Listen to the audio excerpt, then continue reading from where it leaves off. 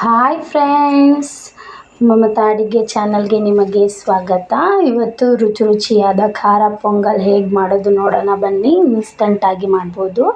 ಒಂದು ಕುಕ್ಕರ್ಗೆ ಹೆಸರುಬೇಳೆ ಹಾಕಿ ಕೆಂಪಗಾಗೋ ಗಂಟ ಚೆನ್ನಾಗಿ ಫ್ರೈ ಮಾಡಿ.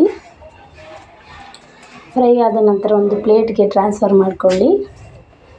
ನೋಡಿ, ಈ ರೀತಿ ಕೆಂಪಗಾಗಬೇಕು. ನಂತರ ಅದೇ ಕುಕ್ಕರಿಗೆ 4 ರಿಂದ 5 ಚಮಚ ಎಣ್ಣೆ ಹಾಕ್ಕೊಳ್ಳಿ.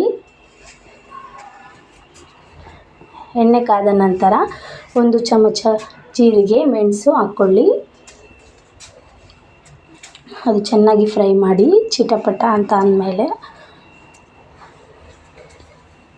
1 ಚಮಚ ಸಾಸಿವೆ ಹಾಕ್ಕೊಳ್ಳಿ.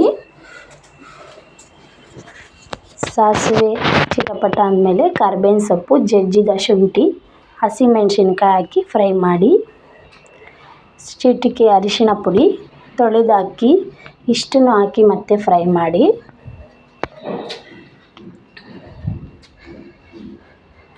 ನಂತರ ಅಕ್ಕಿ ಎಷ್ಟು ತೊಗೊಂಡಿರ್ತೀವೋ ಅದರಿಂದ 3 ಪಟ್ಟು ನೀರು ಜಾಸ್ತಿ ಹಾಕಬೇಕು.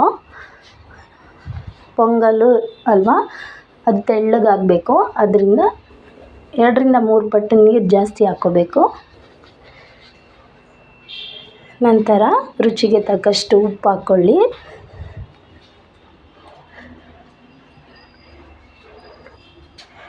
ನಂತರ ಲಿಡ್ ಕ್ಲೋಸ್ ಮಾಡಿ 3 ರಿಂದ 4 ವಿಷಲ್ ಕೂಗಿಸಿಕೊಳ್ಳಿ.